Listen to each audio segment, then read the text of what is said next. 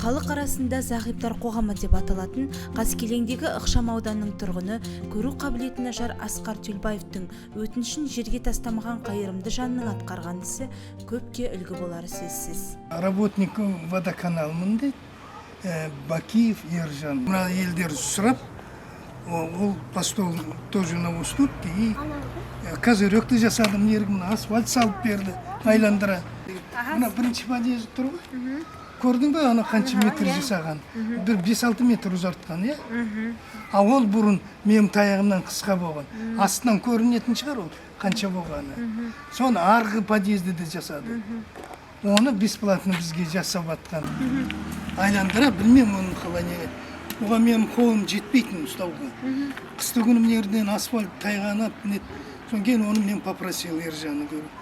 Маған мұны трубаны бордюрын астынан қойып берші дедім. И бұны осыны кесіп, айландыра, анау подъезге дейін жасады. И ошымына красить етті сояққа дейін. Өз ақшасына бәрін сатып, алып, сварщикті де өз ақшасын алып кеп, жасатып берген бізге. Киев Ержанға көп рахмет. Мына бізге көз көрмейтін адамдарға мына трубамызды жасап, бояп берді. Саған оған көп рахмет.